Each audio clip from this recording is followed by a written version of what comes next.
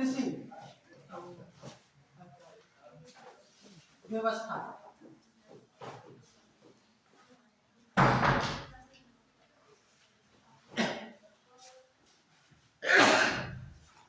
Agriculture system की बात हम कर रहे हैं, ठीक है ना।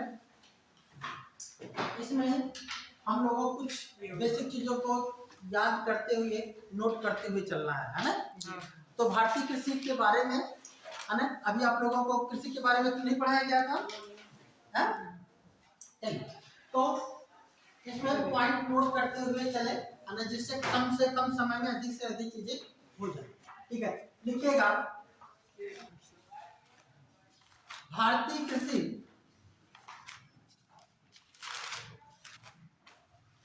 को भारतीय अर्थव्यवस्था का मेरुदंड कहा जाता है, या कृषि को भारतीय अर्थव्यवस्था का मेरुदंड कहा जाता है।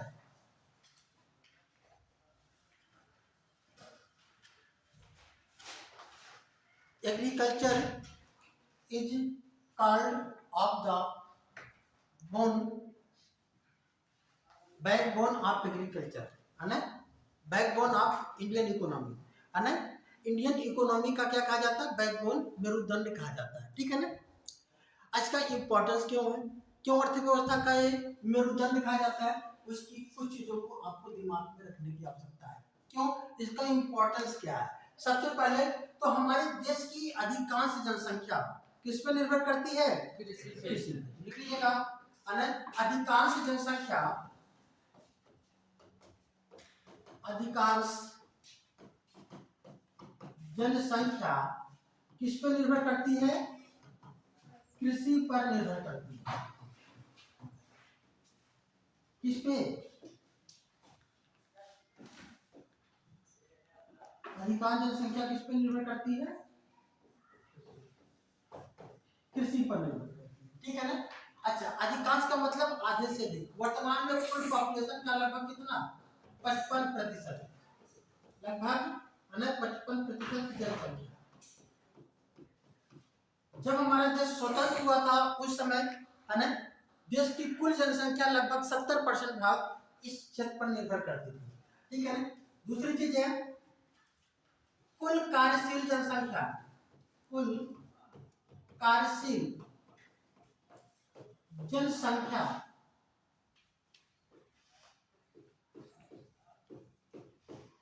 कार्यशील जनसंख्या का लगभग कितना? कार्यशील जनसंख्या का लगभग 49% कृषि क्षेत्र में कार्य करता है।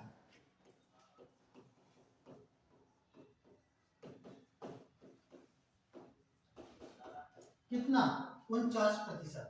ध्यान रखिएगा, हमने बताया था कार्यशील जनसंख्या क्या होती है, कार्यशील जनसंख्या याद है? कार्यशील जनसंख्या किसे कहते हैं, है ना। कार्यशील जनसंख्या वह जनसंख्या होती है जो कार्य करने में प्रयुक्त होती है। जैसे अगर हम बात करें इसके अंतर्गत 18 से लेकर के 59 साल, है ना, 18 से लेकर के 59 साल आयु वर्ग के लोगों को कार्यशील जनसंख्या के अंतर्गत शामिल किया जाता है। इससे कम, ठीक है ना, इससे कम मतलब 18 से कम जो होते हैं, ठीक, 15 से कम, 15 से 59, है ना, 15 से जो कम होते हैं इस जनसंख्या को आश्रित जनसंख्या कहते हैं। क्या कहते हैं? आश्रित जनसंख्या। अब इससे अधिक को भी क्या कहते हैं? आश्रित जनसंख्या। इससे कम और इससे अधिक को भी क्या कहते हैं? आश्रित जनसंख्या, ठीक है। अच्छा, अब इसका जो है कृषि का हमारी जीडीपी में या हमारी देश की अर्थव्यवस्था में कितना कंट्रीब्यूशन है, इसको ध्यान रख लीजिएगा, ठीक है ना। लिख लीजिएगा 2022 और 23 में कुल जीवीए, ग्रॉस वैल्यू एडेड, हमने आपको बताया था ये आर्थिक आय का निर्धारण का जो नया तरीका है क्या है, जीवीए। कुल जीवीए का लगभग कितना भाग है, लगभग कुल जीवीए का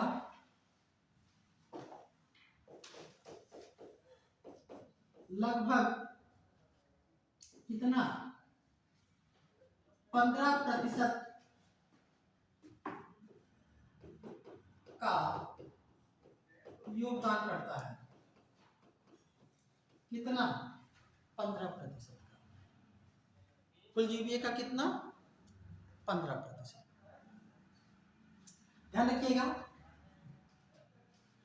और ध्यान रखें 2021-22 में कितना था 17% के लगभग था, लेकिन इधर क्या हो रहा है, कम हो रहा है। और ध्यान रखें आने वाले समय में कुल जीडीपी में की बात करें या जीडीपी में बात करें, जो कृषि क्षेत्र का योगदान होगा, जो कंट्रीब्यूशन है, वो लगातार कम ही होगा, बढ़ेगा नहीं।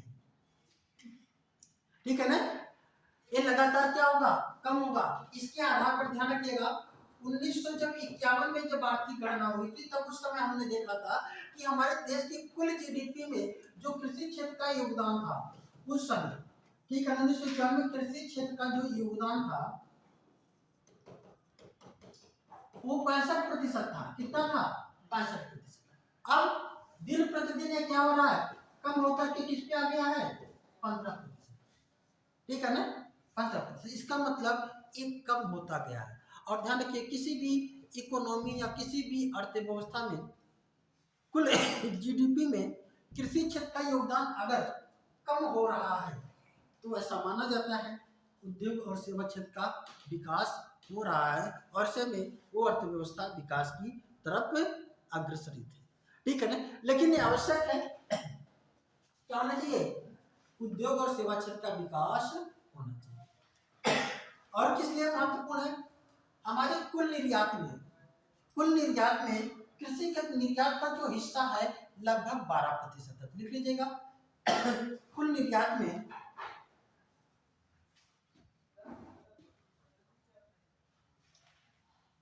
कृषि का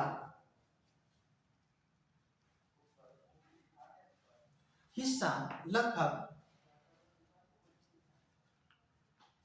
12% है। वैसे 11.6 है, लगभग 12% है। अच्छा, जीडीपी का क्या है, लिख लीजिएगा जो जीडीपी का 1.6% है। कुल जीडीपी का कितना है, कुल जीडीपी का कितना बेटा 1.6%। कितना है 1.6%। ध्यान रखिएगा भारत के अधिकांश उद्योग, इंपॉर्टेंस की हम बात कर रहे हैं, भारत के अधिकांश उद्योग क्या है, कृषि पर आधारित है। ठीक है ना, किस पर आधारित है, कृषि पर। ध्यान रखिएगा उद्योगों का विकास भी कृषि पर आधारित है। अधिकांश उद्योग जैसे आपका चाहे कॉटन उद्योग हो, कॉटन इंडस्ट्री हो, कपड़ा उद्योग की अगर हम बात कर लें, चाहे हम चीनी उद्योग की बात कर लें, ये सभी उद्योग किस पे आधारित है, कृषि पर। ठीक है ना, इसलिए भी इसका इंपॉर्टेंस ज्यादा है। फिर भी अगर हम देखें तो भारत की जो कृषि है, भारत की कुल जीडीपी में इसका जो कंट्रीब्यूशन है ये कम है और अधिक होना चाहिए। लेकिन ध्यान रखें ये अधिक नहीं होगा, क्योंकि ये धीरे धीरे कम होगा, क्योंकि उद्योग और सेवा क्षेत्र का विकास तेजी से हो रहा है। एक क्वेश्चन हमने आपको एक बार लिखाया था, क्वेश्चन लिखिएगा, है ना, लिखिएगा, फिर से उसको हम रिपीट कर देते हैं। लिखिएगा देश की कथन कारण का है, देश की कुल जीडीपी में, कथन है स्टेटमेंट है, देश की कुल जीडीपी में कृषि क्षेत्र का योगदान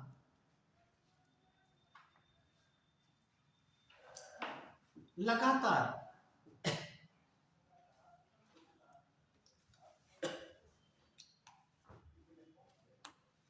कम होता गया है।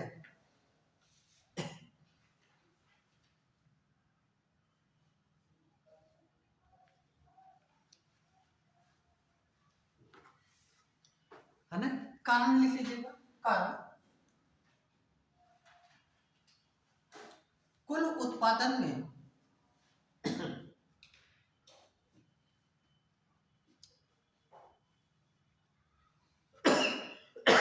उद्योग और सेवा क्षेत्र का योगदान, उद्योग और सेवा क्षेत्र का योगदान निरंतर कम हुआ है।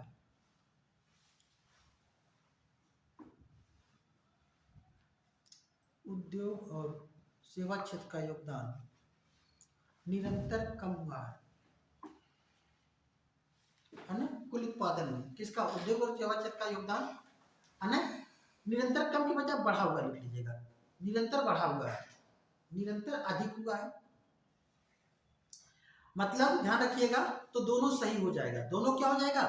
सही हो जाएगा। कथन भी सही होगा और क्या होगा? कारण भी सही होगा। लेकिन अगर ये कहा जाता कि कृषि क्षेत्र का उत्पादन कम हुआ है, तो ये कारण में अगर दिया जाता तो ये सही नहीं होता, जो कि दिया गया है। ठीक है ना। क्वेश्चन आया है कि देश की कुल जीडीपी में कृषि क्षेत्र का योगदान निरंतर कम हुआ है। निरंतर कम हुआ है, नो डाउट दिखाई दे रहा है, लेकिन कारण दिया है कि कुल उत्पादन में कृषि क्षेत्र का योगदान लगातार कम हुआ है, इसके कारण कम हो गया है। नहीं, ये गलत है। ठीक है ना। कुल कृषि का उत्पादन लगातार दिन प्रतिदिन बढ़ता ही जा रहा है, लेकिन उद्योग और सेवा क्षेत्र का योगदान अधिक जो है हो रहा है, मतलब उसमें वृद्धि अधिक हो रही है। इसकी वजह से कृषि क्षेत्र का योगदान निरंतर कम होता जा रहा है। ठीक है ना। तो इसमें सर दो सही हो गए क्या? दोनों सही है। क्या लिखा है? कथन और कारण। हाँ, कथन और कारण अगर देखें तो उद्योग और सेवा क्षेत्र का योगदान बढ़ रहा है, तो सीधी सी बात है दोनों सही होंगे और व्याख्या भी करेंगे। ठीक है ना। अगर यहाँ पे कहा जाता कृषि उत्पादन में कमी आई है, इस वजह से कम हुआ है, तो कथन सही होता, लेकिन कारण गलत हो जाता। ठीक है ना। कारण क्या हो जाता? गलत।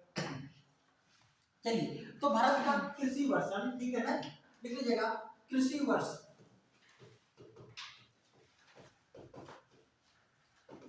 है ना, या कृषि उत्पादन की गणना कब से कब तक हो जाए, लिख लीजिएगा। कृषि वर्ष कब से कब तक होता है? 1 जुलाई से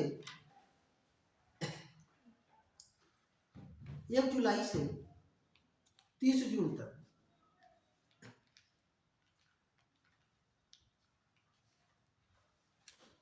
1 जुलाई से क्या है? 30 जून तक। ये क्या है?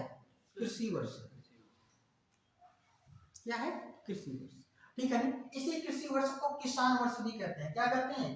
किसान वर्ष, है ना। कृषि वर्ष या किसान वर्ष, या इसे क्या कहते हैं? फसली वर्ष या फसल वर्ष, जो भी कह लीजिए। ठीक है ना। एक कई नामों से जाना जाता है। कब से कब तक? 1 जुलाई से कब तक होता है? 30 जून तक होता है। यानी कि केवल कृषि क्षेत्र के उत्पादन को लेकर के है। जबकि अगर हम बात करें, हमें जो भारत का वित्तीय वर्ष है, भारत का वित्तीय वर्ष कब से कब तक है? 1 अप्रैल से 31 मार्च तक। और ध्यान रखिएगा, आरबीआई का लेखा वर्ष, ये भी पूछा गया है। आरबीआई का लेखा वर्ष, ये भी क्या है? 1 जुलाई से शुरू होता है, 1 जुलाई से 30 जून। ये 3 वर्ष आपको याद रखने हैं। ठीक है ना। तो जो कृषि वर्ष है वो 1 जुलाई से 30 जून। क्या है? कृषि वर्ष 1 जुलाई से 30 जून। और ध्यान रखिएगा, इसी आधार पर ध्यान रखें कि भारत में फसलों का वर्गीकरण,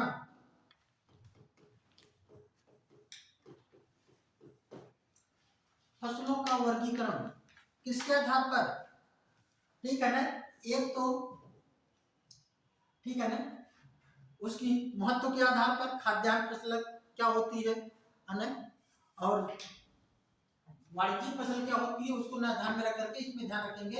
एक खरीफ की फसल, खरीफ की फसल, दूसरा देखेंगे रबी की फसल और तीसरा क्या है?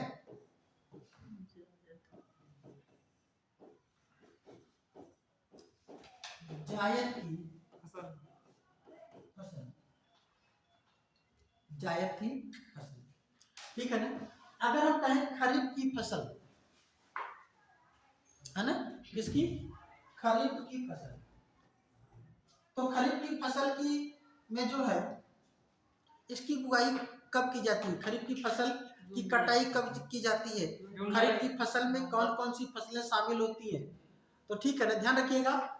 इसी समय जब फसल वर्ष हमारा शुरू होता है, कब? 1 जुलाई है ना, तो जुलाई के एक हफ्ता पहले ले लीजिए और एक हफ्ता बाद में। आप क्या कर लीजिए कि जून के लास्ट में और जुलाई के प्रथम सप्ताह, है ना। इसकी बुआई होती है और इसकी कटाई कब होती है, मड़ाई कब होती है? कब? 3 से 4 महीना जोड़ लीजिए, है ना। कब हो जाएगा? अक्टूबर और नवंबर। इसमें कौन कौन सी फसलें आती हैं? बरसात का सीजन है, धान होगा और क्या होगा? मक्का होगा, ज्वार होगा, बाजरा होगा, ये सब होंगे ना, ये सब उसमें शामिल होंगे। तो आपको ध्यान में रखना है कि एक खरीफ की फसल। फिर रबी की फसल, रबी की फसल की अगर हम बात करें तो बुआई जैसे ही खरीफ की फसल की कटाई होती है वैसे ही रबी की फसल की बुआई होती है। अक्टूबर नवंबर में इसकी बुआई हो जाएगी रबी की फसल में। रबी की फसल और कटाई कब होगी? मार्च अप्रैल में। कौन कौन सी फसल शामिल होगी? गेहूं, सरसों, जौ, चना, मटर, चना, मसूर, सरसों, ये सब जो इस समय है ना, ये सब तो है फसल। तो आप इसको भी इसमें शामिल कर सकते हैं। कटाई वो कर, मतलब कहने का मतलब है आपके दिमाग में आप होना चाहिए, क्वेश्चन पूछा जाता है जो है कौन सी फसल रबी की फसल में शामिल नहीं, मालूम तो होना चाहिए कि रबी की फसल में कौन सी फसल शामिल होती है। तो आप इस तरीके से कर सकते हैं, याद कर सकते हैं उसको जोड़ करके। फिर आती है जायद की फसल। जायद की फसल, इसकी जो बुआई होती है, ठीक है ना, किसमें होती है?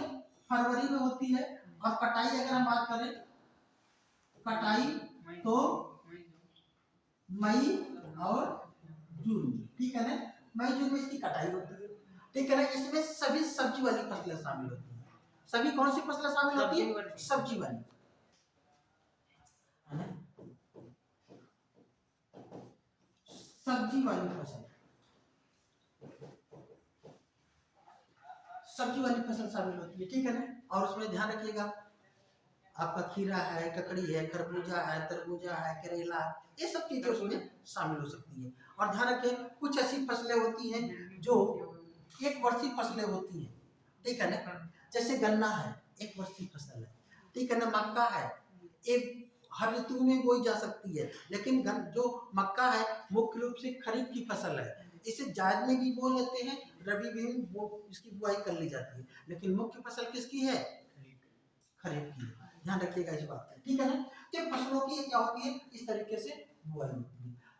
चलिए, तो हम लोग इस चीज को देख लें कि भारत में सबसे पहले कृषि में वित्त व्यवस्था, कृषि में वित्त व्यवस्था पढ़ाना बहुत कुछ है, बताना भी चाहते हैं, समय अभाव बहुत है। अभी मेरी ही सबसे कम क्लासेस हुई है, अभी तक मात्र 23 क्लास हुई है। अब कितना कम कर दे बच्चों को, अपनी तरफ से मन नहीं करता है, लेकिन क्लासेस जब प्रॉपर नहीं होंगी या पूरी क्लासेस नहीं होंगी तो फिर खत्म भी करने का दायित्व दबाव बना रहता है, खत्म कर देंगे, ठीक है। किसी के वैकेंसी भी आने वाली नहीं, एक हाँ correspondent आए थे, क्या बेटा, किसकी वैकेंसी? वही एग्रीकल्चर की।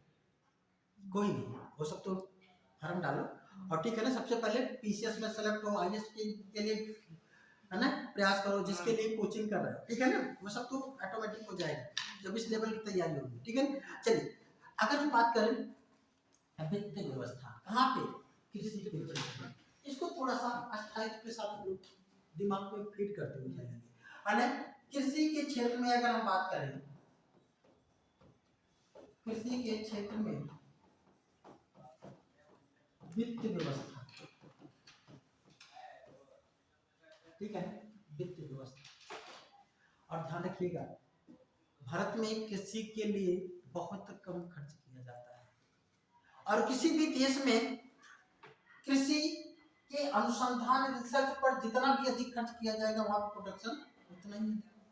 भारत में कुल जीडीपी का मात्र 0.3% ही कृषि अनुसंधान पर खर्च किया जाता है।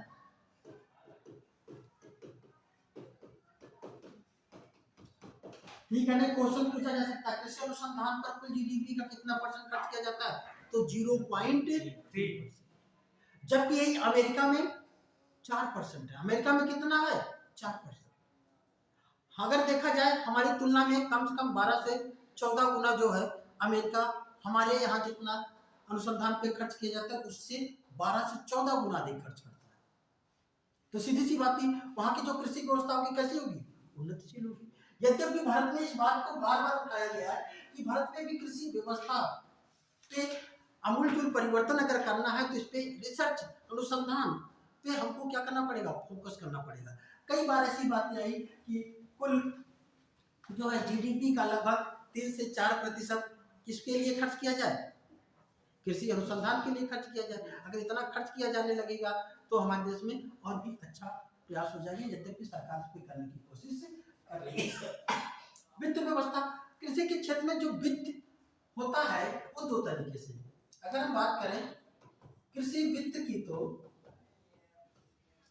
ठीक है ना, ये 2 तरीके से, एक तो है गैर संस्थागत वित्त और दूसरा है संस्थागत। ठीक है ना? गैर संस्थागत वित्त में क्या आएगा? ठीक है ना, मतलब यहाँ पे जो साहूकार, जमींदार,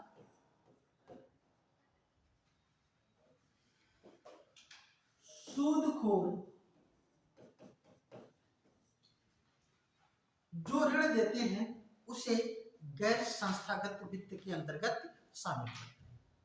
और ध्यान रखिएगा यह जो वित्त व्यवस्था है ये भारतीय अर्थव्यवस्था में या भारतीय कृषकों के लिए शोषणकारी रही है। इसलिए भारत में बहुत से किसानों ने आत्महत्या की। ठीक है ना? भारत में सबसे ज्यादा किसान आत्महत्या करने वाला राज्य कौन सा है? महाराष्ट्र। महाराष्ट्र में ध्यान रखिएगा, ठीक है ना, किसानों की आत्महत्या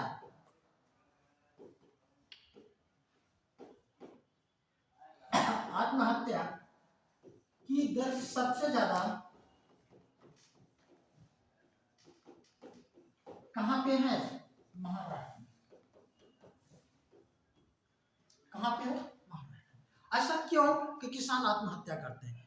किस रीजन नहीं होता है कि ध्यान रखिएगा जब किसान ऋण ले लेता है और वो समय पे अदायगी नहीं कर पाता है तो उसे बार बार उसे बेइज्जत किया जाता है, उसके ऊपर प्रेशर बनाया जाता है, और जब वो बेइज्जत होता है, प्रेशर होता है तो अपने जीवन को समाप्त करना ज्यादा आसान समझता है। ठीक है ना? और ध्यान रखिएगा भारत का जो किसान है, कहा जाता है कि भारत का किसान ऋण वापस नहीं करता। नहीं, ऐसा नहीं है। भारत का किसान बहुत ज्यादा स्वाभिमानी है, वो हमेशा चाहता है कि हमारा किसी के ऊपर 1 रुपए का ऋण ना हो, लेकिन हाँ विषम परिस्थितियों में ही वह ऋण को वापस नहीं कर सकता। ठीक है ना? नहीं कर पाता है तो ऐसे में उसके ऊपर इतना दबाव नहीं बनाना चाहिए।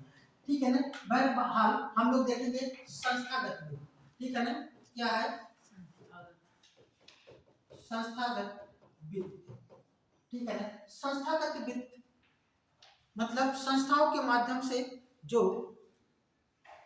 किसानों को वित्त की पोषण किया जाता है या ऋण दिया जाता है जिससे वे अपना विकास कर सके, उसके अंतर्गत आते हैं वाणिज्यिक बैंक। कौन आते हैं? वाणिज्यिक बैंक। दूसरे आते हैं ग्रामीण बैंक। कौन आते हैं? ग्रामीण बैंक। तीसरे हैं सहकारी बैंक।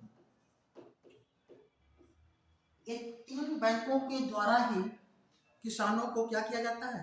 ऋण उपलब्ध कराया जाता है। ध्यान रखिएगा, वाणिज्यिक बैंकों में वे सभी बैंकें शामिल हैं जो अपना पूंजी बढ़ाने के उद्देश्य से कार्य करती हैं।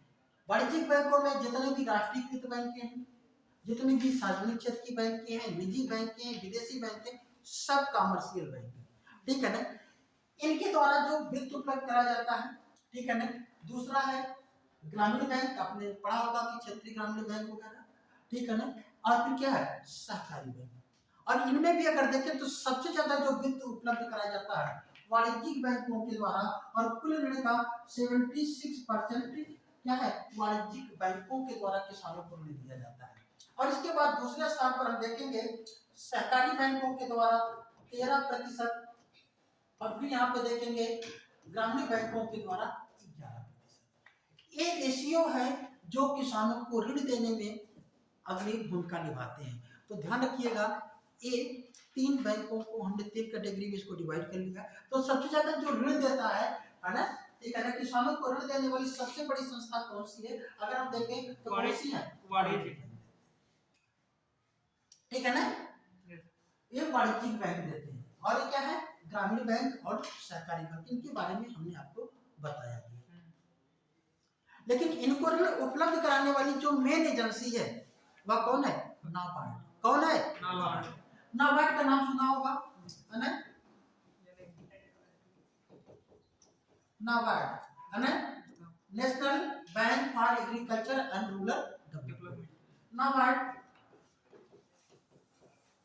नाबार्ड की स्थापना कब हुई थी? 12 जुलाई 1982।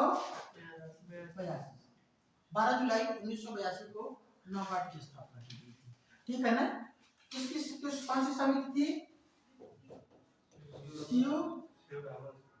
शिववरण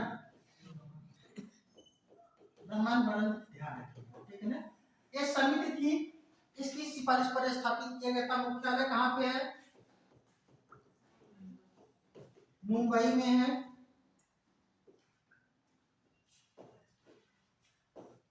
कहाँ पे? मुंबई। कृषि क्षेत्र को ऋण देने वाली ये शीर्ष संस्था है। ये क्या करती है?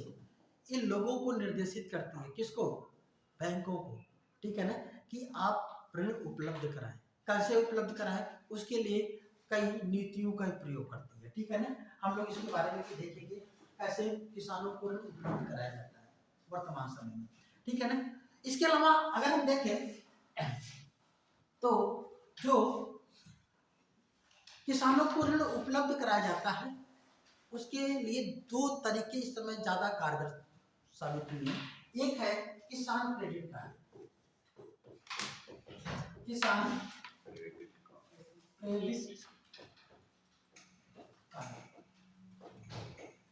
किसान क्रेडिट कार्ड, ठीक है ना। ध्यान रखिएगा, इसे हम क्या कहते हैं? केसीसी, किसान क्रेडिट कार्ड। किसान क्रेडिट कार्ड में सबसे पहले कब जारी किया गया? लिख लीजिएगा इसे।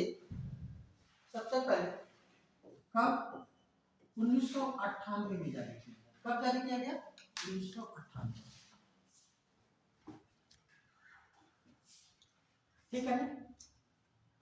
ये क्या करता है? लिख लीजिएगा, यह किसानों को ऋण उपलब्धता को, किसानों के ऋण उपलब्धता को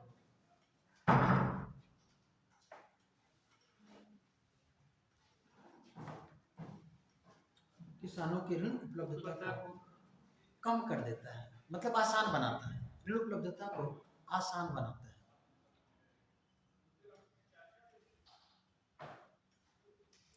इसके तहत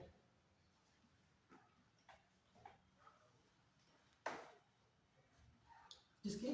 के की। इसके तहत 5,000 से अधिक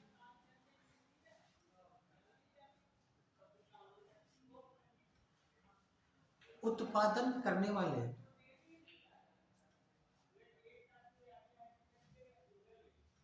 किसानों को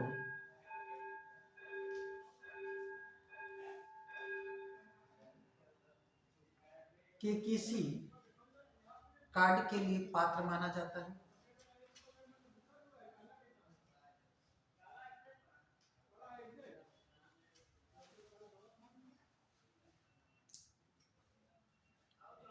इसकी अवधि 5 वर्ष तक होती है।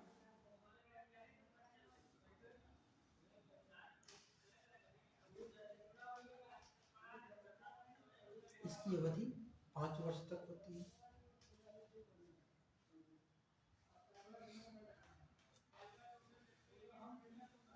वर्तमान में सबसे ज्यादा क्रेडिट कार्ड वाणिज्यिक बैंकों के द्वारा, किसके द्वारा? वाणिज्यिक बैंकों के द्वारा। इसके बाद क्रमशः दूसरे तीसरे स्थान पर, क्रमशः दूसरे तीसरे स्थान पर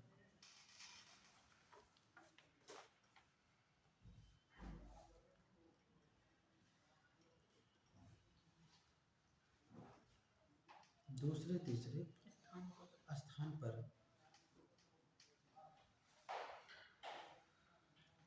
सहकारी बैंक एवं ग्रामीण बैंक क्रेडिट कार्ड को जारी करते हैं।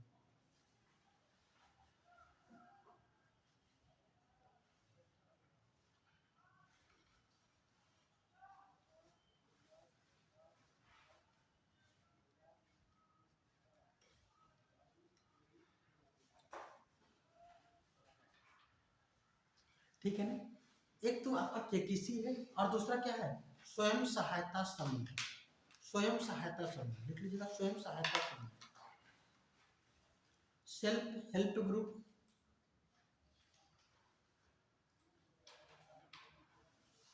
लिख लीजिएगा दूसरी लाइन से। केकेसी और स्वयं सहायता समूह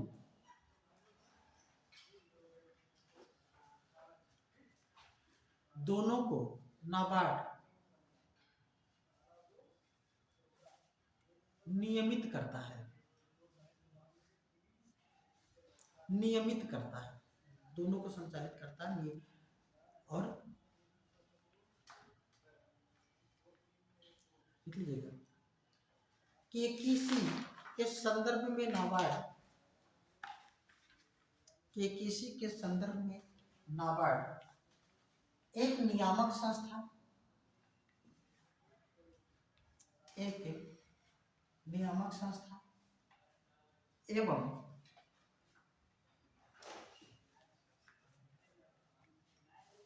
एक नियामक संस्था एवं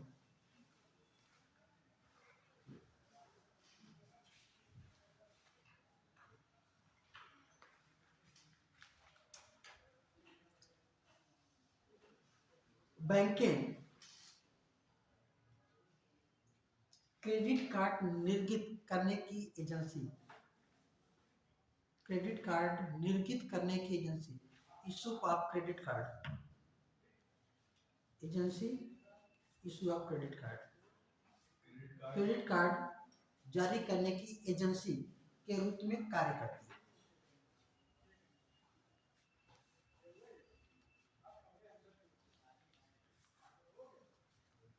ठीक है, ध्यान रखिए। फिर लिखिएगा, कृषि वित्त को मुख्य रूप से 3 भागों में विभाजित किया गया है। कृषि वित्त को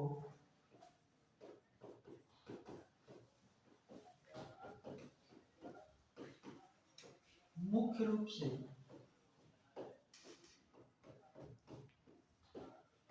3 भागों में, कितने भागों में? 3 भागों में विभाजित किया गया।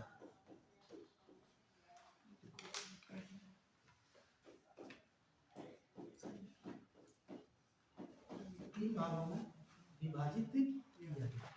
वे तीन कौन कितने तीन भागों में? पहला लिख लीजिएगा अल्पकालीन कृषि वित्त,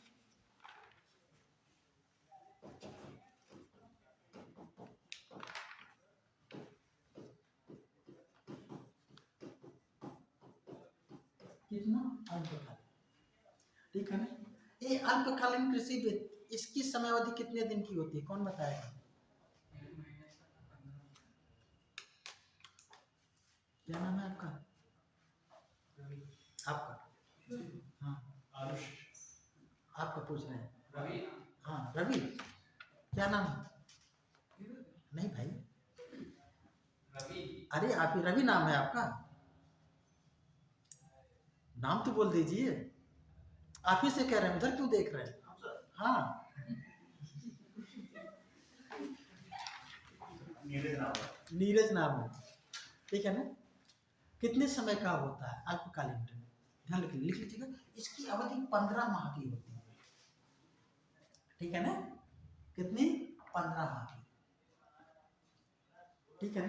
देखिएगा, इसके तहत किसान जो है जैसे बीज के लिए, बीज खाद आदि के लिए ऋण लेता है, बीज खाद आदि के लिए ऋण लेता है। किसको? अल्पकालीन ऋण। लिख लीजिएगा मध्यम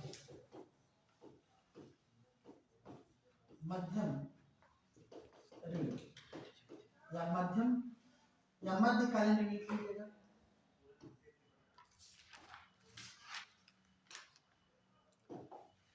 मध्यकालीन ऋण लिख लीजिएगा। इसकी अवधि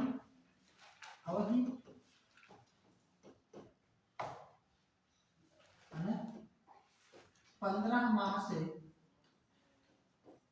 अधिक, 15 माह से अधिक और कितने? 15 माह से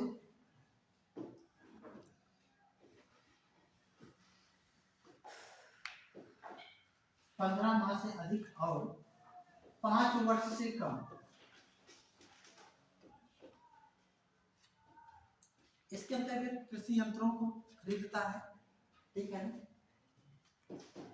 तीसरा है दीर्घकालीन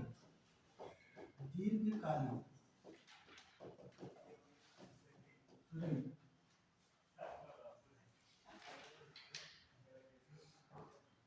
दीर्घकालीन ऋण के अंतर्गत 5 वर्ष से अधिक का ऋण,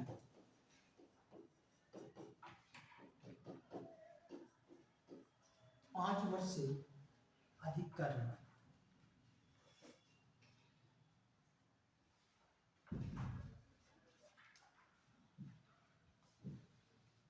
कितना? 5 वर्ष से अधिक का ऋण, ठीक है ना। अच्छा, इसके तहत क्या करता है? किसान भूमि को खरीदता है या भूमि सुधार वगैरह करता है या ट्रैक्टर वगैरह का खरीदता है, कृषि यंत्र जो ज्यादा पूंजी वाले होते हैं, ठीक है। चलिए, ऐसे ही अगर हम बात करें भारत में जो सिंचाई है, ठीक है ना, तो वित्त के 3 प्रकार होते हैं, ठीक है ना। इन तीनों को किसान कैसे प्राप्त करता है, ठीक है ना, एक अलग अलग चीजें हो गई, ठीक है। अगर हम बात करें भारत में सिंचाई भारत में सिंचाई व्यवस्था,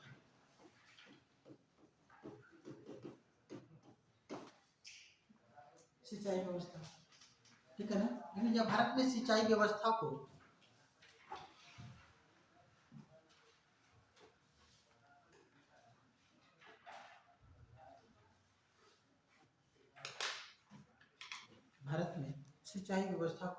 मुख्य रूप से 3 भागों में विभाजित किया गया है।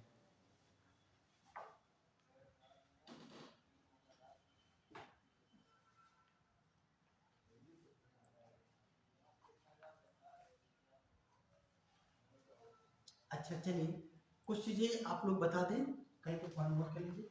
भारत में जो सिंचाई है, जो कुल कृषि योग्य भूमि है ना, जितनी भूमि है तो सभी तो कृषि योग्य भूमि तो है नहीं, ये सभी हैं, सभी सभी नहीं। जो कुल कृषि योग्य भूमि है, उस कृषि योग्य भूमि पर कितने प्रतिशत भूमि पर सिंचाई की व्यवस्था उपलब्ध है?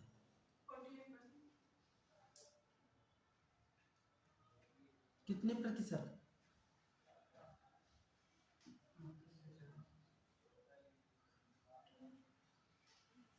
ठीक है ना, ध्यान रखिएगा, लगभग 45% के लगभग है। कितना है? 45, 46 आप ऐसे कर सकते हैं। ठीक है ना, 45, इसका मतलब आधे से कम है और आधे से अधिक भूमि क्या है? असिंचित है, जहाँ पे सिंचाई की व्यवस्था उपलब्ध नहीं है। वहां पे खेती किसका है? खेती किस पे निर्भर करता है?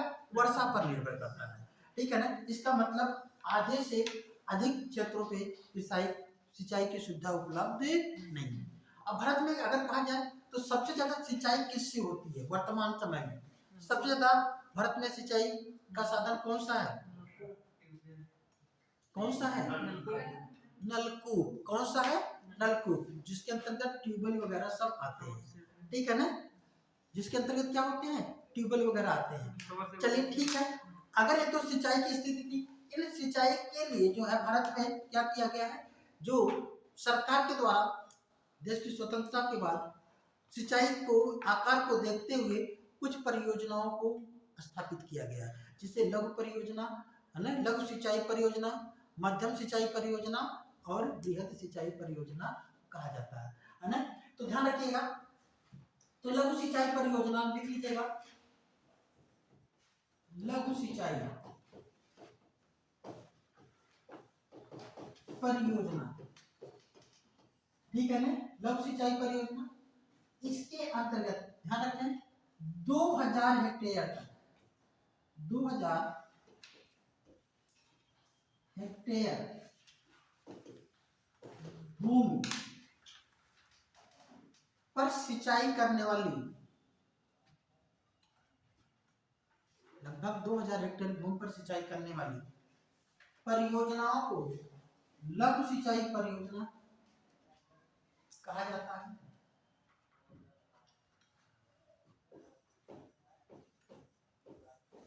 मध्यम सिंचाई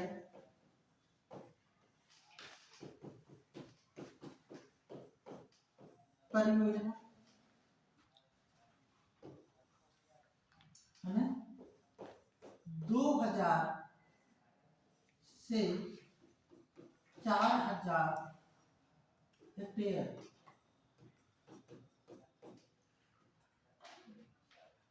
2000 से 4 के बजाय मिलेगा 10 कर लीजिए। ठीक है, 2000 से इसको 10, ठीक है ना, कितना? 10,000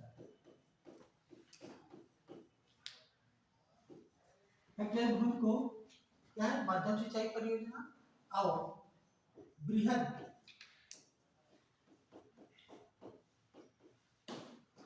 सिंचाई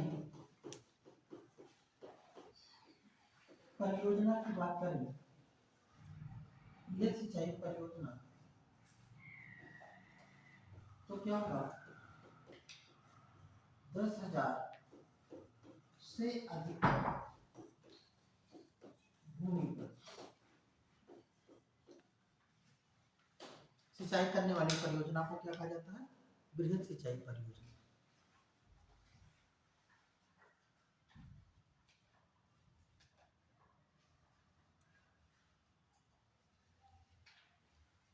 ठीक है ना,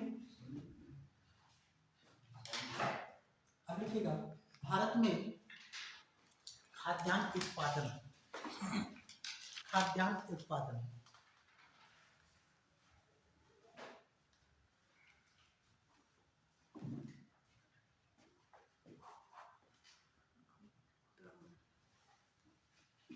खाद्यान्न उत्पादन, अगर हम बात करें खाद्यान्न उत्पादन की, ठीक है ना, तो थोड़ा सा दिमाग में सेट करते चलिएगा। ठीक है, जब हमारा देश स्वतंत्र नहीं हुआ था तो भारत में खाद्यान्न का उत्पादन अपेक्षाकृत बहुत कम होता था, है ना। क्यों होता था? क्योंकि अंग्रेजों ने क्या किया था? जो है कृषि का वाणिज्यीकरण कर दिया था। वाणिज्यीकरण का मतलब होता है कि कृषि में जो वाणिज्यिक फसलों का अधिक उत्पादन करना कृषि का वाणिज्यीकरण कहलाता है ना। उनकी शोषणकारी नीतियां थी जिसकी वजह से हमारे देश में खाद्यान्न का उत्पादन कम हुआ और खाद्यान्न के उत्पादन कम होने की वजह से हमारे देश में कुपोषण, भुखमरी जैसी बहुत बड़ी समस्याएं उत्पन्न हुई। देश की स्वतंत्रता के बाद इसे दूर करने के लिए प्रथम है ना पंचवर्षीय योजना में इस पे कार्य करना प्रारंभ किया गया था। पहले पंचवर्षीय योजना का मुख्य विकास लक्ष्य ही कृषि और सिंचाई का विकास रखा गया था। और आप देखेंगे कि अगले फिर 15 साल में भारत में हरित क्रांति की शुरुआत की गई थी। किसकी शुरुआत की गई थी? हरित क्रांति। आप लोगों को थोड़ा सा यहाँ पे ध्यान रखना है, हरित क्रांति हमने आपको पढ़ाया भी था। हरित क्रांति है ना, यहाँ पे देखेंगे हरित क्रांति की शुरुआत विश्व में सबसे पहले अमेरिका में हुई थी। कब हुई थी? 1960 में, है ना। हरित क्रांति शब्द का प्रयोग सबसे पहले किसने किया था? विलियम गेट ने। हरित क्रांति का जनक किसे कहते हैं? हरित क्रांति का जनक भारत में कहा जाता है, विश्व स्तर पर किसे कहा जाता है? नॉर्मन बोरलॉग, है ना। तो उनको जो है हरित क्रांति का क्या कहा जाता है? जनक कहा जाता है। भारत में हरित क्रांति का जनक किसे? एम.एस. स्वामीनाथन। एम.एस. स्वामीनाथन एक बहुत बड़े कृषि विशेषज्ञ थे। उनका भारत में बहुत बड़ा योगदान है कृषि के क्षेत्र में, ठीक है ना। हालांकि इसमें 5 फसलें शामिल थी, आपको हमने बताया सबसे सफल फसल कौन सी थी? गेहूं थी, ठीक है ना। अच्छा, द्वितीय हरित क्रांति की शुरुआत कब से? द्वितीय हरित क्रांति, द्वितीय हरित क्रांति, ठीक है ना। अगर हम द्वितीय हरित क्रांति की शुरुआत कहें तो 2005 से मानी जाती है। इससे 2005 से, है ना। इसे एवरग्रीन रेगुलेशन भी कहते हैं, है ना। एवरग्रीन रेगुलेशन क्या कहते हैं? एवरग्रीन रेगुलेशन, ठीक है ना। चाहे हम द्वितीय हरित क्रांति कहें या एवरग्रीन रेगुलेशन कहें, इसकी शुरुआत 2005-6 से ही मानी जाती है, क्योंकि एम.एस. स्वामीनाथन ने ही दक्षिण भारत में एक गोष्ठी में इस बात को उजागर किया था और कहा था कि अब भारत में किसकी? दूसरी हरित क्रांति की आवश्यकता है, ठीक है ना। द्वितीय हरित क्रांति में इनका उद्देश्य था कि भारत में जो खेती की जाए, कैसी की जाए? ऑर्गेनिक खेती की जाए। ऑर्गेनिक खेती, और जिन क्षेत्रों में खाद्यान्न का उत्पादन नहीं बढ़ पाया है उसको और बढ़ाया जाए। जो फसलें खाद्यान्न मतलब ऐसी भी हैं जो पीछे रह गई हैं, उनको भी क्या किया जाए? प्रमोट किया जाए। इसलिए तो एवरग्रीन रेगुलेशन की उन्होंने बात किया। ये एग्रीकल्चर के सभी क्षेत्रों में उत्पादन से इनका मतलब था, ठीक है ना। बहरहाल बात करें, भारत कब खाद्यान्न के रूप से आत्मनिर्भर हुआ? खाद्यान्न के रूप से आत्मनिर्भर, खाद्यान्न के रूप से आत्मनिर्भर, ठीक है ना, 1980 के दशक में। कब हुआ? 1980 के दशक में भारत खाद्यान्न के रूप से क्या हो गया? आत्मनिर्भर हो गया, ठीक है ना। 1980 के दशक में, ध्यान रखिएगा, ठीक है। आज भारत खाद्यान्न के रूप से आत्मनिर्भर है। साल 2 साल अगर कृषि का उत्पादन थोड़ा सा डमाडोल भी हो जाए तो भारत में खाद्यान्न की समस्या उत्पन्न नहीं होगी, ठीक है ना। हमारे पास इतना स्टॉक है, ठीक है। फिर बात करते हैं कि जो भारत में खाद्यान्न की हम बार-बार बात कर रहे हैं, है ना। खाद्यान्न उत्पादन आपने हेडिंग डाला था। भारत में खाद्यान्न का उत्पादन की अगर हम बात करें 2022 और 23 में, ठीक है ना। 2022-23 में खाद्यान्न की उत्पादन का लक्ष्य लिख लीजिएगा, ठीक है ना। लक्ष्य, खाद्यान्न के उत्पादन का जो लक्ष्य था, जो लक्ष्य रखा गया था 330.5 मिलियन टन,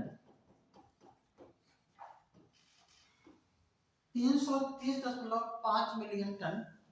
और किसने रखा था? लक्ष्य रखा था कृषि मंत्रालय के द्वारा, है ना। कृषि मंत्रालय के द्वारा एक कुल उत्पादन का कितना लक्ष्य रखा गया था? 330.5, है ना, मिलियन टन के उत्पादन का लक्ष्य रखा गया था। इसमें भी ध्यान रखिएगा, जो कुल उत्पादन हुआ जो प्राप्त किया गया, ठीक है ना। प्राप्त कितना हुआ, प्राप्त ध्यान रखिएगा, प्राप्त जितना भी लक्ष्य निर्धारित किया जाता है शायद ही कभी उतना अचीवमेंट होता, लेकिन हम उसके काफी करीब होते हैं, ठीक है ना। तो यहाँ पे ठीक है ना 329.7 मिलियन टन का उत्पादन, 329.7 मिलियन टन का, ठीक है ना। एक लक्ष्य था और एक उत्पादन हुआ, इसको याद रखिएगा, ठीक है। और इसमें भी ध्यान रखिएगा गेहूं की बात करें, गेहूं और चावल की, ठीक है। सबसे ज्यादा जो इस खाद्यान्न के उत्पादन में सबसे ज्यादा जो योगदान रहा है वो है चावल का, ठीक है ना। चावल का 135.5 मिलियन टन है, ठीक है ना। चावल का कितना है 135.5 मिलियन टन, जबकि गेहूं का कितना है 110.7 मिलियन टन, ठीक है ना।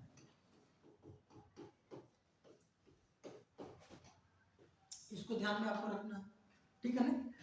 गेहूं चावल को साथ में आपको याद रखना है, दाल का उत्पादन कितना हुआ है, दाल का 26 मिलियन टन, और इसे ध्यान रखिएगा विशेष रूप से जो दाल का उत्पादन 26 मिलियन टन हुआ है ये पिछले साल की तुलना में कम हो गया है।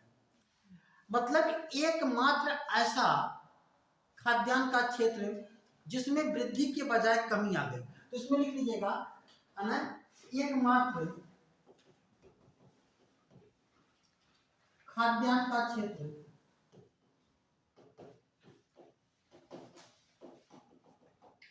जिसमें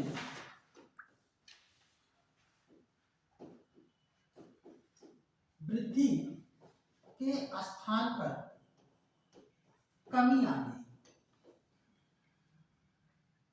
वृद्धि के स्थान पर क्या हो गई, कमी, ठीक है ना। मतलब इसमें पिछले साल जो वृद्धि थी, ठीक है ना, जो कुल उत्पादन था वो 27 मिलियन टन के लगभग था, अब की 26 हो गया, तो बढ़ने के बजाय क्या हो गया, कम हो गया। और बाकी क्षेत्रों में क्या है, बढ़ा ही है, ठीक है। अगर हम एक चीज और भी यहीं पे ध्यान रखिएगा, श्री अन्न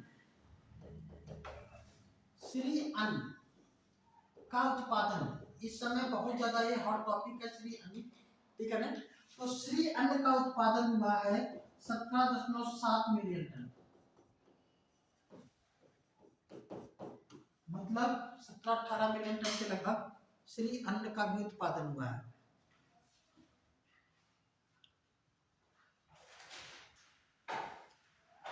ठीक है ना। बहुत सी चीजें आपको खुद थोड़ा सा मेहनत करने की जरूरत होगी, ठीक है ना। जितने भी कृषिगत उत्पाद हैं, कौन सा राज्य, ठीक है ना, प्रथम स्थान पर है, इस चीज को थोड़ा सा आप लोग कहीं पे भी है ना रट सकते हैं, या आप कहिएगा तो हम उसको कहीं से खींच करके फोटो भेज देंगे, आप लोग उसको रट डालिएगा, ठीक है ना। उसमें टाइम वेस्ट नहीं करेंगे, ठीक है ना, हो जाएगा ना। आगे चलिए, जो महत्वपूर्ण चीजें हैं, ठीक है। ये जो कृषिगत उत्पादन होता है, इस कृषिगत उत्पादन को, ठीक है ना, ध्यान रखिएगा, इस उत्पादन को बढ़ाने के लिए सरकार इस पे न्यूनतम समर्थन मूल्य जारी करती है, ठीक है ना। क्या करती है, न्यूनतम समर्थन मूल्य, ठीक है ना, लिखिएगा न्यूनतम समर्थन मूल्य, मिनिमम सपोर्टेड प्राइस, जिसे हम लोग एमएसपी कहते हैं, क्या कहते हैं, एमएसपी, न्यूनतम समर्थन मूल्य,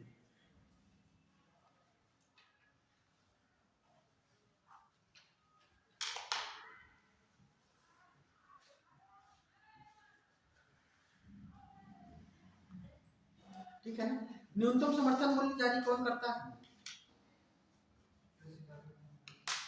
कौन करता है, ठीक है ना, सीएसीपी, कौन करता है, सीएसीपी, ठीक है ना, जिसे हम लोग कहते हैं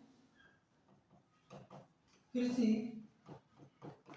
लागत एवं मूल्य आयोग, कृषि लागत एवं मूल्य आयोग इसे क्या करता है, न्यूनतम समर्थन मूल्य की घोषणा करता है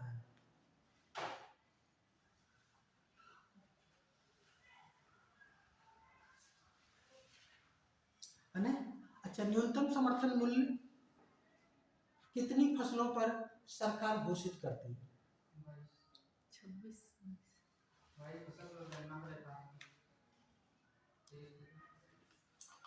वर्तमान में ध्यान रखिएगा, जो सरकार जो है कुल फसलों की बात करें तो 25 फसलों पर, किस पे 25 लिख लीजिएगा। वर्तमान में सरकार के द्वारा 25 फसलों पर न्यूनतम समर्थन मूल्य जारी किया जाता है।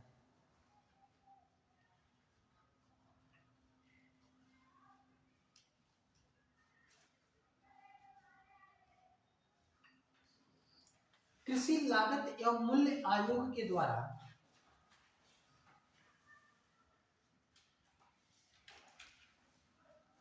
22 फसलों पर 22 फसलों पर कृषि लागत एवं मूल्य आयोग के द्वारा 22 फसलों पर न्यूनतम समर्थन मूल्य घोषित करने की सिफारिश की जाती है।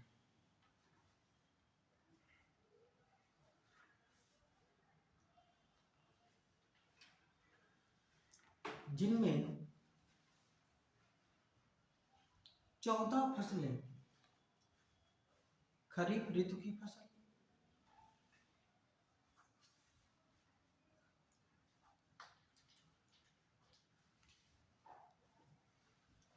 14 फसलें खरीफ ऋतु की फसल, ठीक है ना, और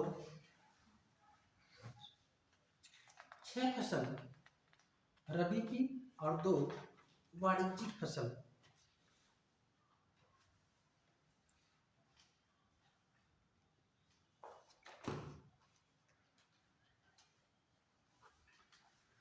शामिल की जाती है।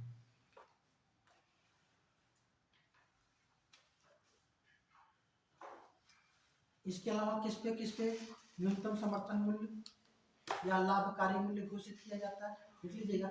इसके अतिरिक्त हो गई 22 है, इसके अतिरिक्त गन्ना पर लाभकारी मूल्य,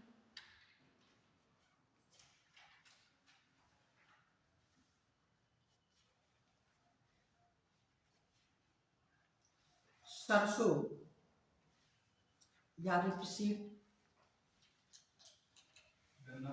लाभकारी मूल्य, सरसों या रेपसीड व नारियल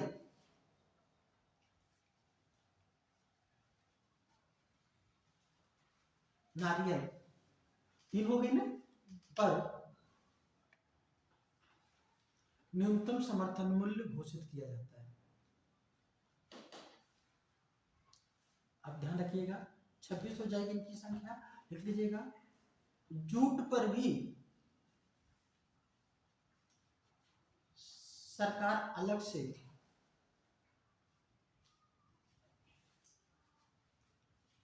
न्यूनतम समर्थन मूल्य घोषित की है। जूट को शामिल कर लेंगे तो 26 हो जाएगी।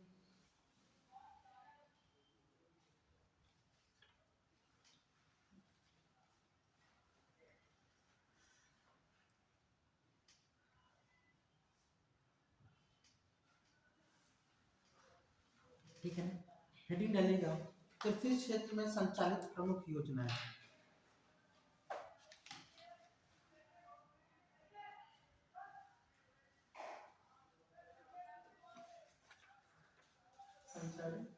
प्रमुख योजनाएं,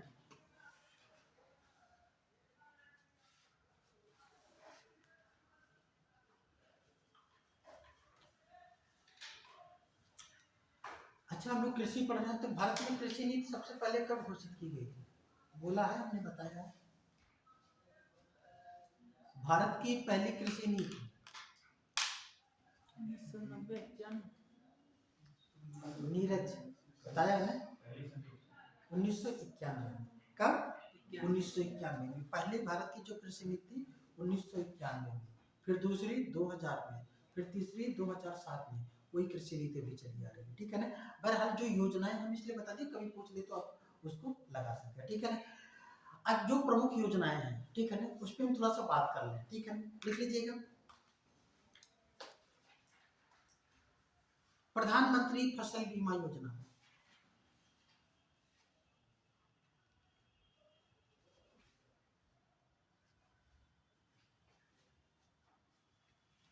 प्रधानमंत्री फसल बीमा योजना लिख लीजिएगा। इसकी शुरुआत 13 जनवरी 2016 को की गई।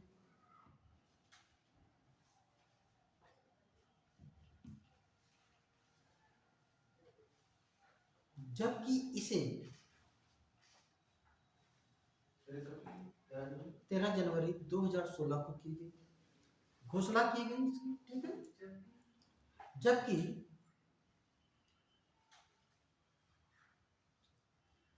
इसकी शुरुआत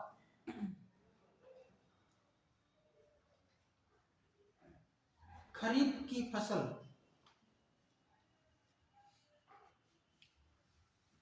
2016 में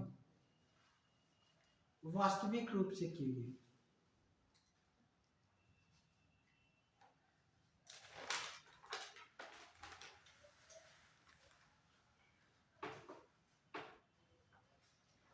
देख लीजिएगा, इस बीमा योजना के तहत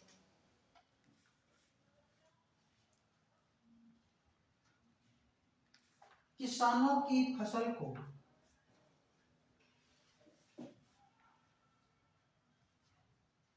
बीमा कवर प्रदान किया जाता है।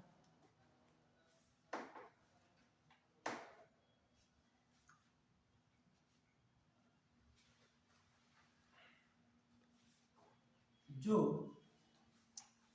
फसल की बुआई से लेकर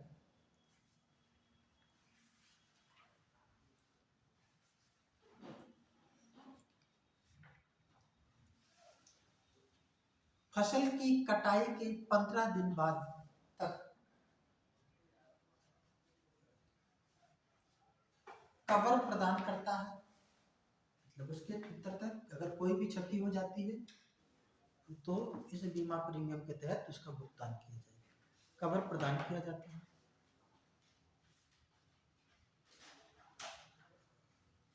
योजना के तहत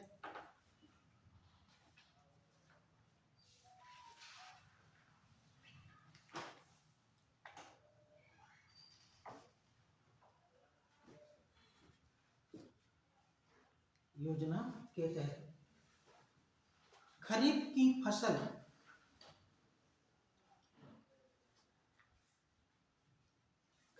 फसल पर बीमा राशि का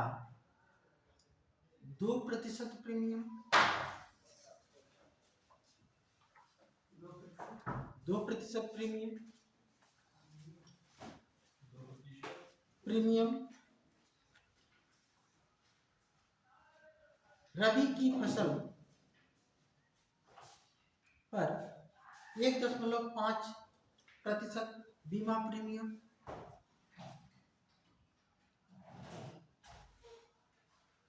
तथा वाणिज्यिक एवं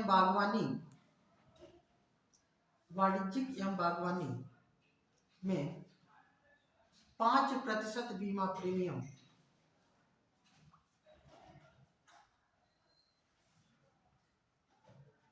को शामिल 5% बीमा प्रीमियम निर्धारित किया गया है।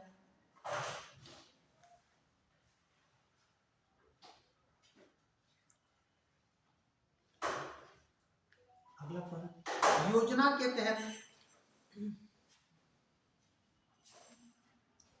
ऋणी एवं गैर ऋणी किसान, ऋणी एवं जो ऋण लिए हैं किसान, ऋणी एवं गैर ऋणी किसान बीमा धारक के पात्र होंगे। बीमा धारक के पात्र होंगे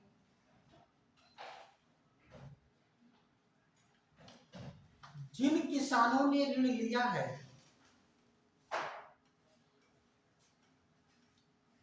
उनके लिए यह अनिवार्य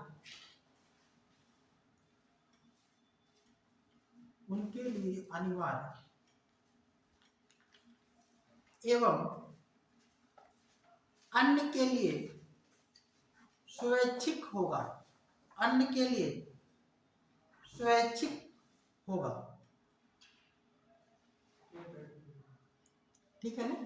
जो ऋण लिए हैं उनको अनिवार्य रूप से इसको तहत प्रीमियम जमा करनी होगी, और जो ऋण नहीं लिए हैं वे प्रीमियम जमा भी कर सकते हैं और नहीं भी कर सकते हैं, बीमा करा भी सकते हैं और नहीं भी कर सकते हैं। चलिए हेडिंग डालिएगा, प्रधानमंत्री कृषि सिंचाई योजना।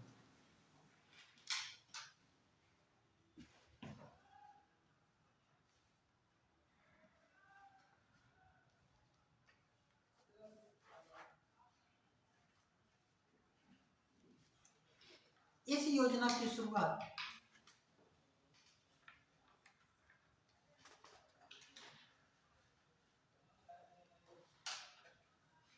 जुलाई 2015 में की गई।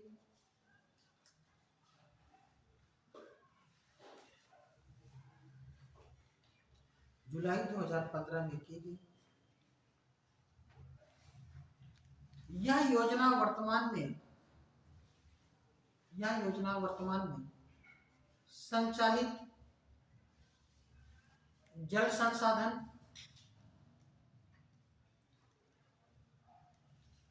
नदी विकास एवं गंगा संरक्षण मंत्रालय,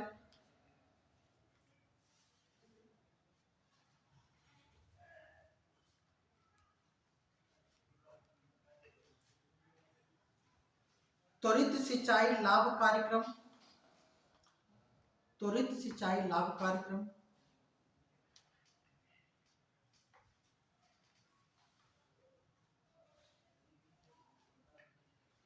भूमि संसाधन विभाग के द्वारा संचालित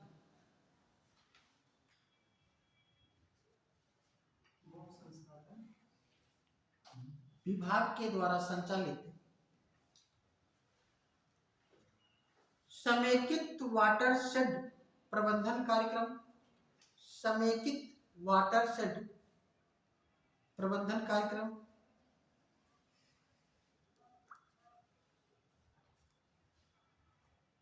तथा कृषि एवं सहकारिता विभाग के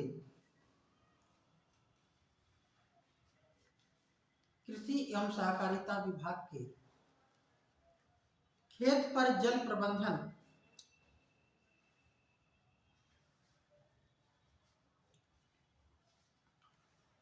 को मिलाकर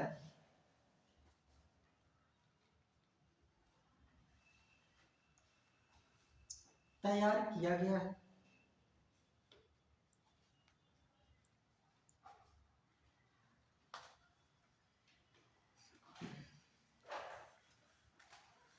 योजना का मुख्य उद्देश्य क्षेत्रीय स्तर पर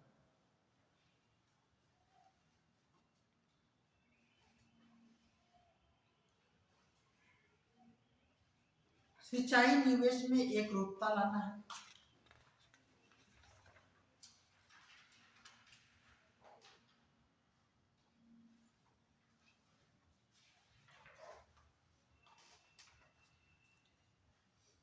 इस योजना के अंतर्गत वित्त का पोषण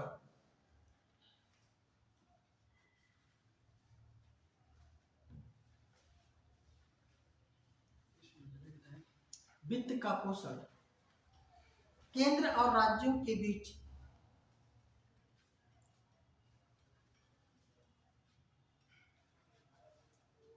75:25 के अनुपात में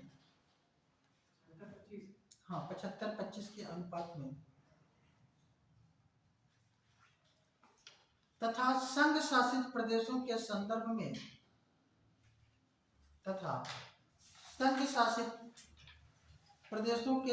में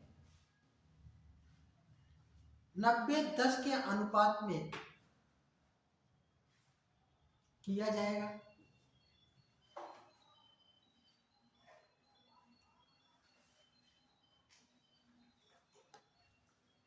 डालिएगा, मृदा स्वास्थ्य कार्ड योजना।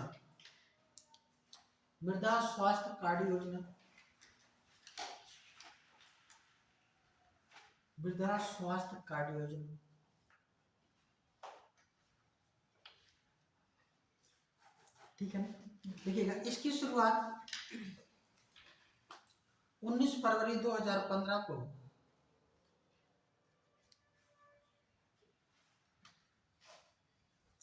राजस्थान के सूरतगढ़ जिले से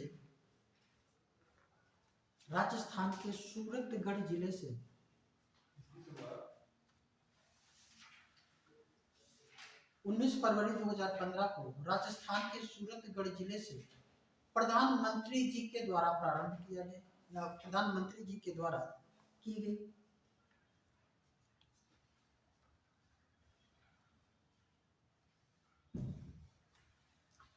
इस योजना का मुख्य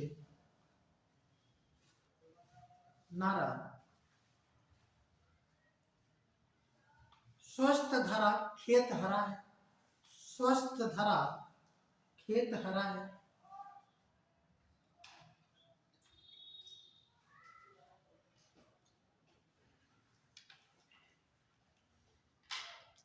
यह योजना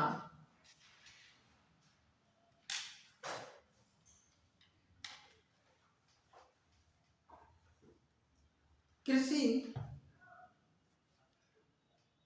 एवं सहकारिता मंत्रालय के द्वारा संचालित किया जा रहा है।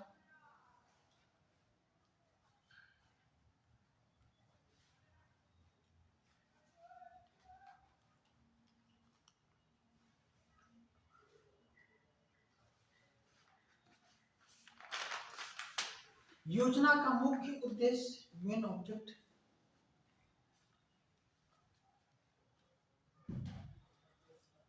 कृषि में अधिक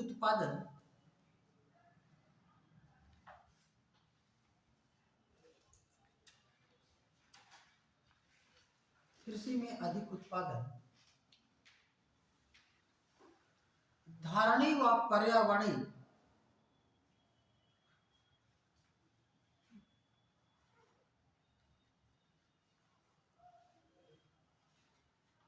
विकास के प्रति लोचशील बनाना है।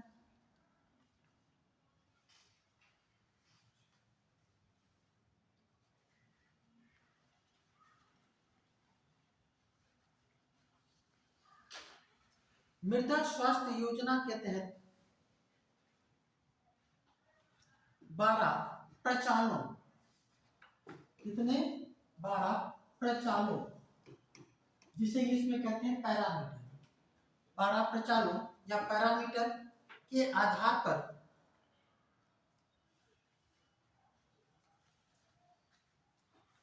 पोषक तत्वों की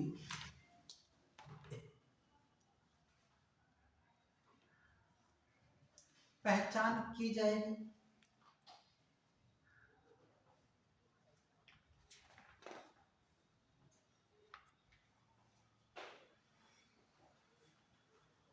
जिसके अंतर्गत मुख्य रूप से, सभी नहीं लिखाएंगे, मुख्य रूप से जो पूछा जा सकता है, मुख्य रूप से एनपीके मतलब नाइट्रोजन, पोटाश और phosphorus, NPK, sulphur, zinc, calcium, लौह, मैग्नीशियम, बोरान के साथ साथ मृदा का पीएच मान,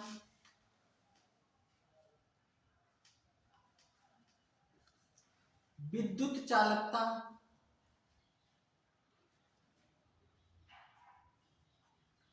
जैविक कार्बन आदि को शामिल किया गया है।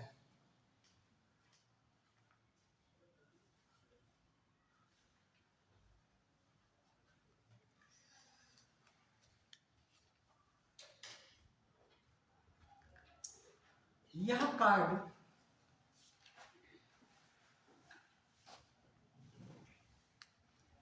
तीन, ऐसे लिखिएगा, यह कार्ड कौन सा, मृदा स्वास्थ्य कार्ड, या लिखिए मृदा स्वास्थ्य कार्ड, लिखिए मृदा स्वास्थ्य कार्ड 3 वर्षों के लिए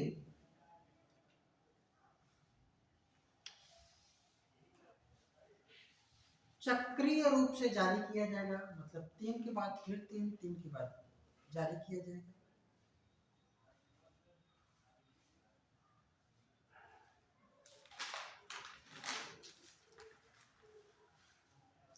मृदा का सैंपल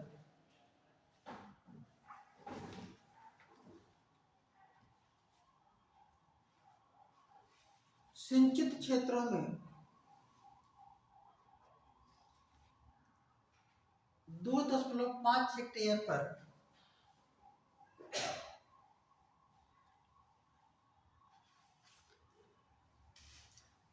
जबकि वर्षा आधारित मतलब असिंचित क्षेत्र, जबकि वर्षा आधारित असिंचित क्षेत्रों में 10 हेक्टेयर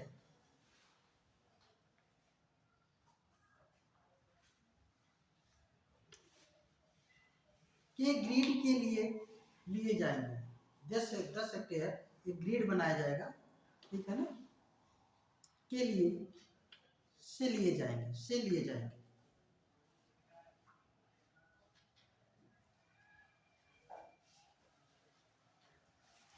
देखिएगा,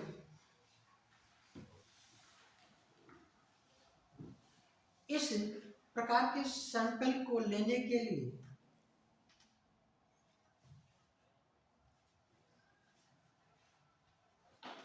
केंद्र सरकार राज्य सरकार को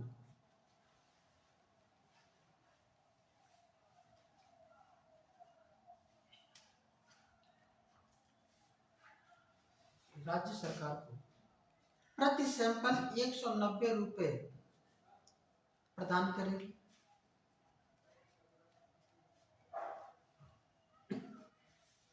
जिसमें मृदा का संकलन, परीक्षण और कार्ड वितरण शामिल होगा।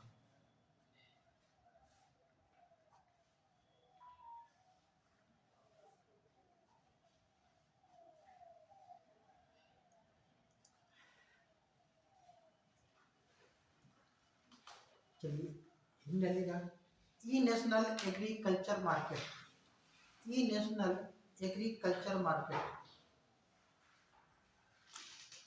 इसे कहते हैं ई नाम, ई नाम है ना।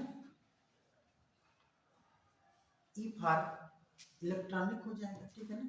E national, N for national, A for agriculture, M for market, E NAM, ठीक है ना। लिखिएगा, इसकी शुरुआत 14 अप्रैल 2016 को की गई।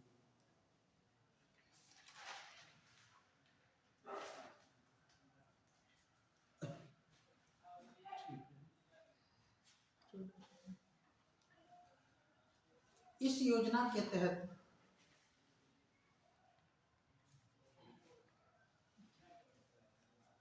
कृषि उत्पादों को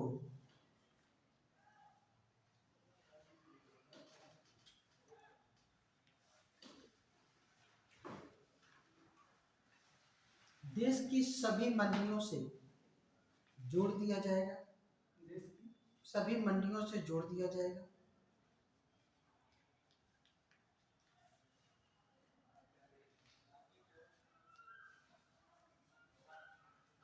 इसके अंतर्गत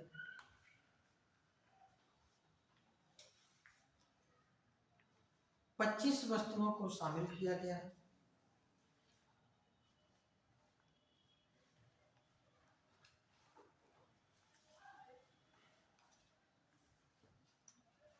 चलिए अगले लिखिएगा, राष्ट्रीय गोकुल मिशन, राष्ट्रीय गोकुल मिशन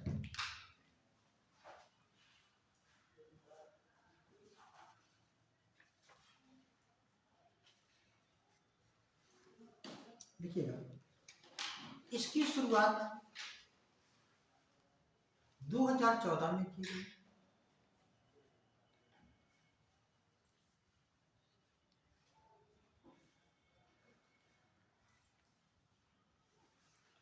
इसकी शुरुआत कब की गई? 2014 में की गई।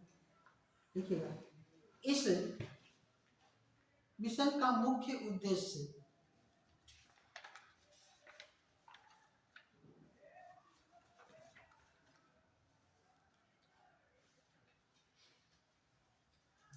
देसी गोवंश की नस्लों को देसी गोवंश की नस्लों को संरक्षण एवं विकास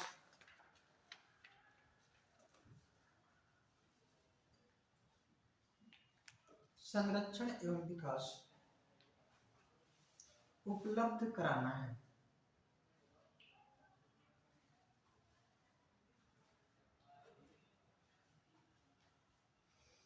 लिखिएगा, नीली क्रांति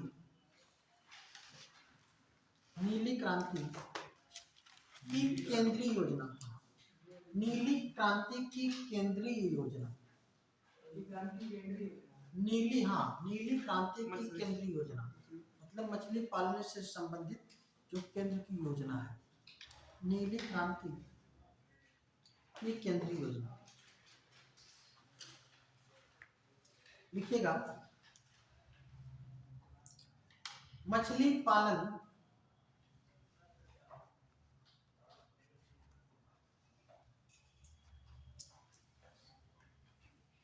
पालन के समेकित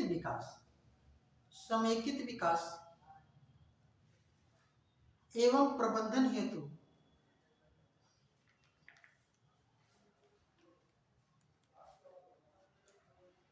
इस योजना की शुरुआत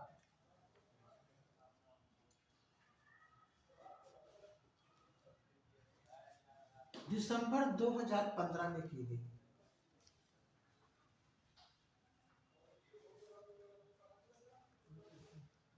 दिसंबर 2015 से की गई। देखिएगा, इस योजना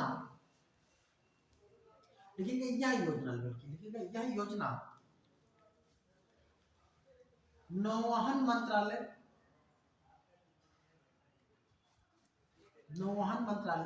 की सागरमाला परियोजना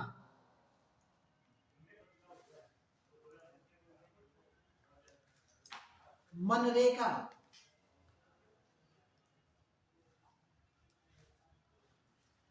कृषि विकास योजना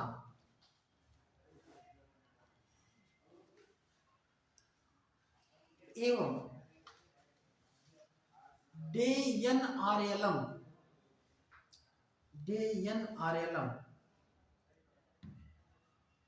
से जुड़ी होंगी। DNRLM से जुड़ी होगी।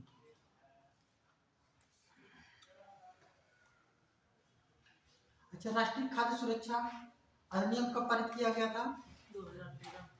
2013 में। कितने राज्य शामिल थे उस समय? 3 राज्य। नोट कर लीजिएगा, राष्ट्रीय खाद्य सुरक्षा अधिनियम 2013 में पारित हुआ था। 2013 में, जिसके अंतर्गत जिसे दिल्ली, उत्तराखंड एवं हरियाणा राज्य में प्रारंभ किया